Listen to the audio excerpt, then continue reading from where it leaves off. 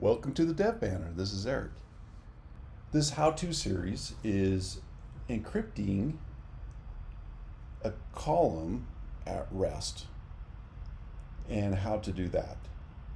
I have a project that I'm working on that I kind of wanted to see if this was possible.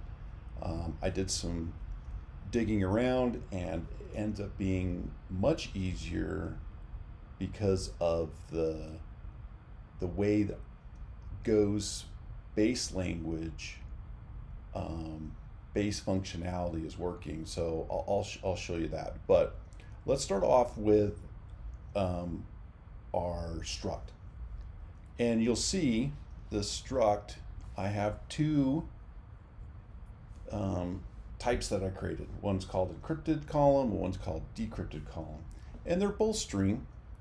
And you'll see that actually through this IntelliSense that they both have a scan and a value. And I'll explain those in a little bit, but I just wanted you to be aware that I'm using some struct tags that are a little different. Those play a pivotal role, can play a pivotal role in the base database SQL package.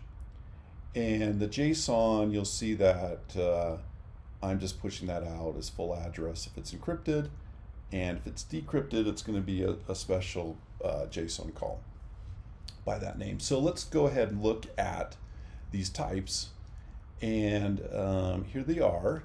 And so the database SQL library uses these two methods, and as long as you have this type ends up fulfilling that interface and will be used.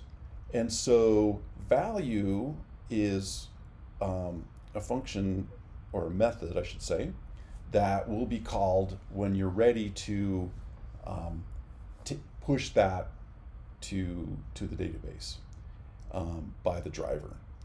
And then scan is coming out of the database when it scans that row and gets ready to push it into a struct. And so in this case, I'm going to encrypt the value that's coming in, and I'm going to send it back out so that the driver code can push it to the database, whatever database you're using, right? And then this one, I was thinking that, well, by default, I want that column to not really show anything, but I don't want it to be empty.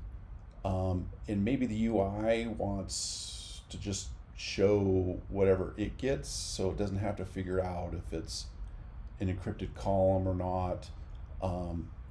So I'm just going to give it back some asterisks because the encrypted code is it's actually base 64 encrypted code, and it's just a string, so it doesn't do much for the UI.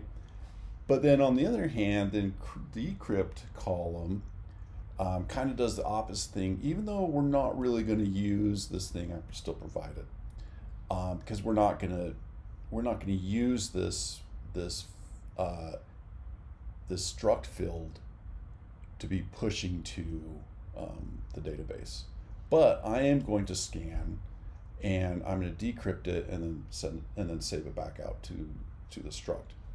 And that's kind of what that is. And so the encrypt, decrypt, it's pretty standard kind of code that you could probably get off ChatGPT or Gemini or whatever you want to use, and it uses the AES model. So go out and find your own, and you can create your own as long as you get a string and an error back, and it takes those arguments. So those are the ones that I use. So let's look at this in action. So my SQL code let's look at the read. This is kind of like, hey, I'm just going to read a record. And so my SQL is this, right? And you'll see that, hey, I'm going to full address. So that full address on the database is that would be the encrypted right? The encrypted column. But I'm doing this full address ENC, which would then use this guy because of the struct, the struct tag, right? So, so then I go and I push it to the struct. I scan it in, and then I send it, then I send it back up the chain, and then I push it to JSON and send it back to whoever called me. So with that, we'll pull open my HTTP client, and we're going to create this Fred 565 smile away, and let's go ahead and run this, and you'll see that I got a record back, Fred 565 smile away. So let's go ahead and look at the database and see if I'm making the stuff up. So I'm just going to use SQLite 3. That's what I'm using as my database, just because it's quick and easy. And so we're going to do a select all.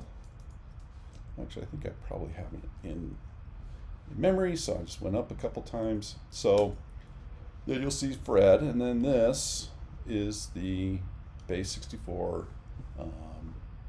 encrypted string, which is it's encrypted underneath that. So now the reverse is I want to get this guy, right? So I'm going to grab this ID, and I'm going to come back to here, and we're just going to get it. Okay, so this should give me Fred, and actually that full address. I did this with George earlier, but there you go. So that scan for that call, for that field in that struct, ran this code right here. And but if I wanted the other one, then I could call my new endpoint, which I put right here, DEC. I'd added a DEC, which decrypt, just because I wanted to make it simple.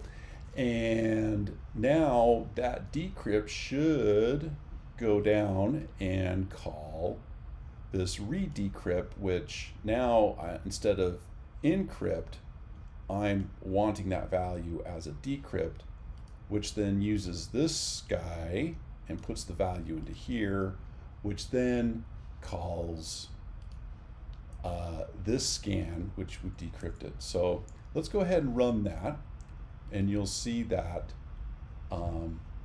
I get a 565 smile away. So pretty neat. I really like it. So what did I change? Did I import a library? Did I have to do really anything special? No.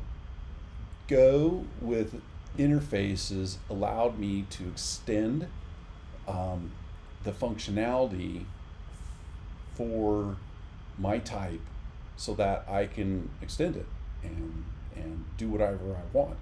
And so all I did was add new types. I included it as a type instead of like string or null string or int or whatever. And then, yeah, I added this value and scan, and that's it. And now you can encrypt any column you wanted, and keep that at rest, and obviously keep your key secret and stuff like that. But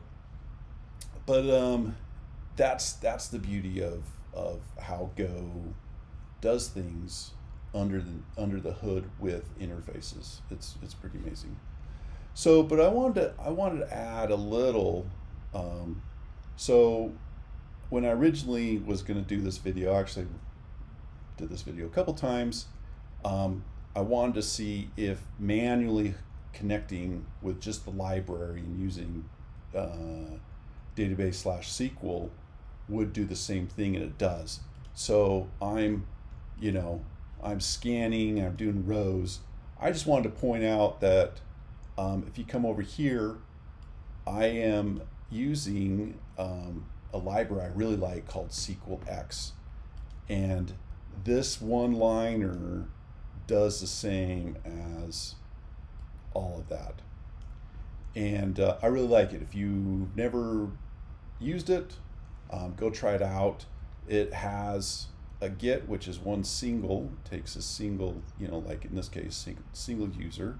In this case, the read all is kind of like my get everything. It's like a search.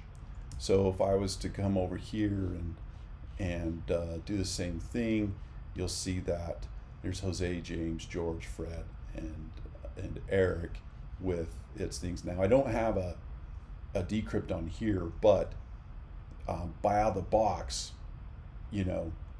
that whole column scan, my type, my own type with its scan works whether you're getting one or a lot, right? And it has a select, but once again, it uses uses interfaces and methods on those on the structs.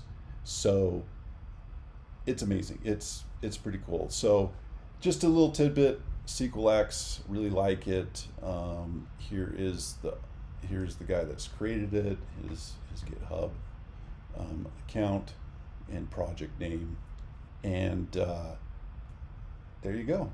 I hope that was interesting for you guys and maybe helped you see a little thing about Go and the greatness of it. And once again, it's not a lot of changes, and that's kind of how interfaces work. So thanks for listening. See you next time. Please subscribe to the channel and make sure notifications are turned on.